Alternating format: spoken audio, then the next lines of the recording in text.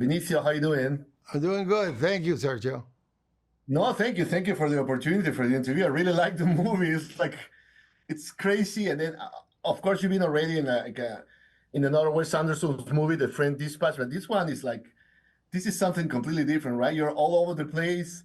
I mean, Sasa, your character is great, and even like the way he dressed. I mean, the shirts, and then he has like this robe. So everything was every detail was very well planned, right? Yeah, well, that's part of being in a Wes Anderson film. In the script, the details of who your character is right there. And also he surrounds himself with so many great talents, like you're talking about the wardrobe. And that he works with Milena Canonero. And Milena she worked with Stanley Kubrick. She's got, I think, 4 Oscars. You know, I mean, she's like a legend.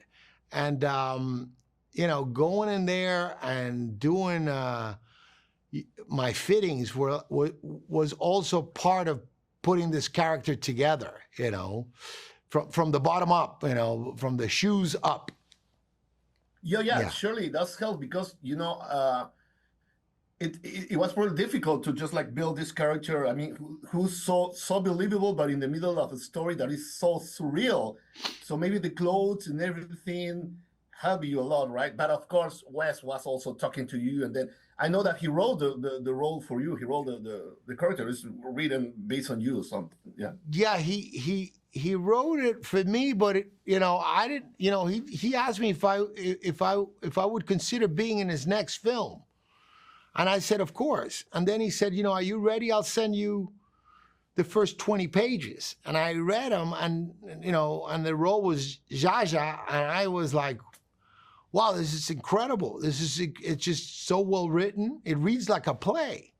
It reads like a play that it was written in the 50s or something, you know. And, you know, then he sent the next 20 pages, and it was like, oh my God, I'm still in the film. And then he sent the next 20 pages, and now we're on page 68, and I'm still in the film.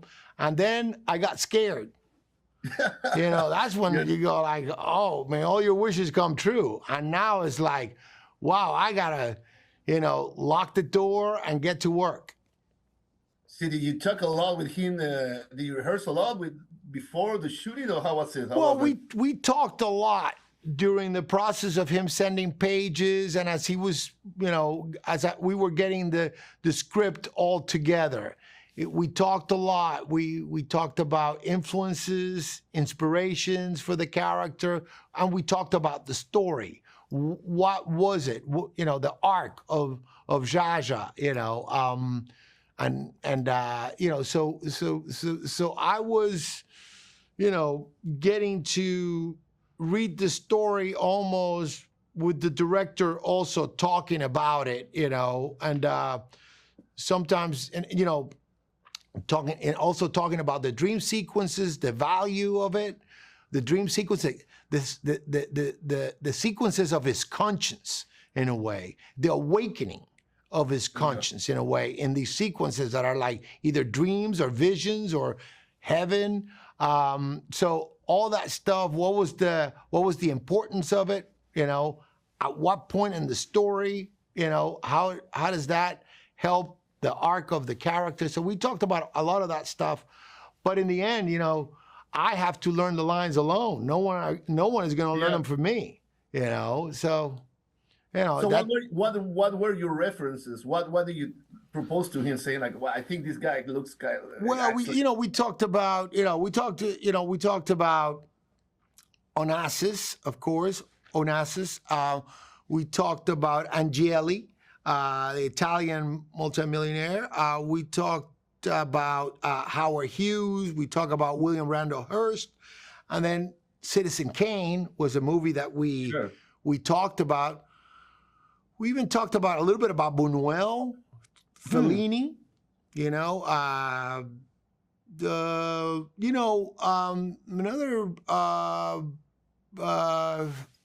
was a documentary on the making of Apocalypse Now, and Francis Ford Coppola is in this incredible journey that he's doing his own Phoenician scheme in it. He's trying to, the Apocalypse Now becomes his own Phoenician scheme in a way.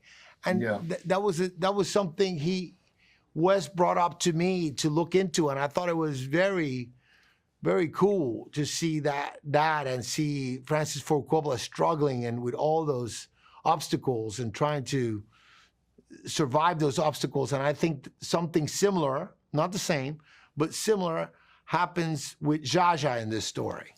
Sure.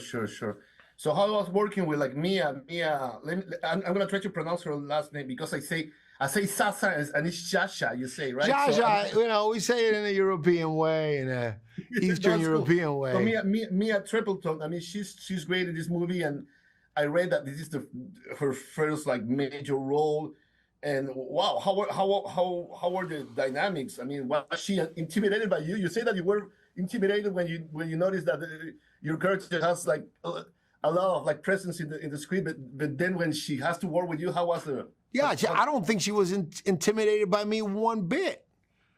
No, I think she's super strong, and she's got those big eyes that they look right through you. When we were doing the audition, she auditioned for it, and I was there with Wes, and I remember we had this moment where we locked eyes, and she didn't blink. She just stayed right there. You did that game. That thing. Well, we didn't do the game, but it was a silent moment, and I held it, and she held it back. And she didn't blink. And I remember that, we went on, we did another scene, she went away. And I remember I turned to Wes and I said, Wes, I really think that's exactly what Zaza needs for his reconstruction.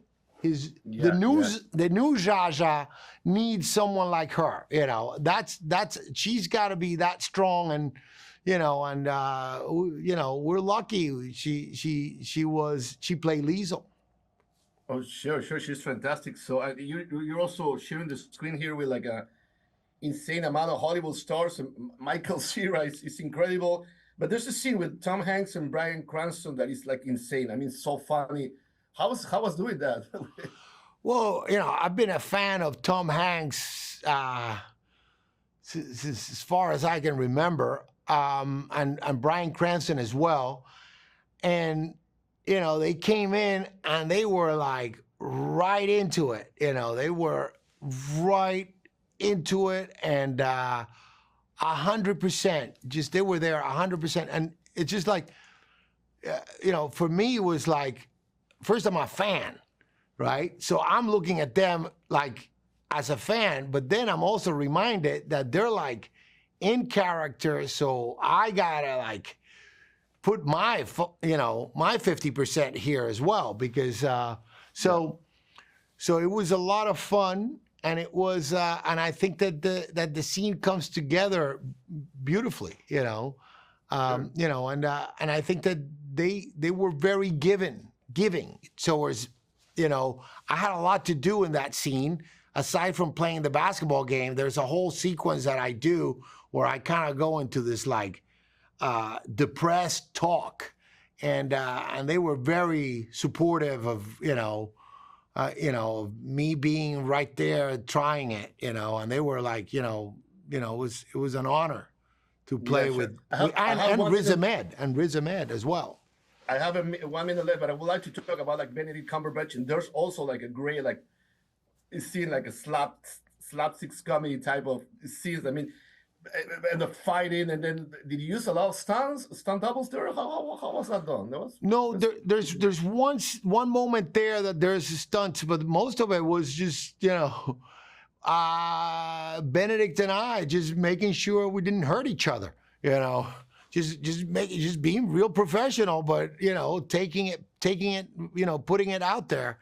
And but it was a lot of fun. It was a lot of fun.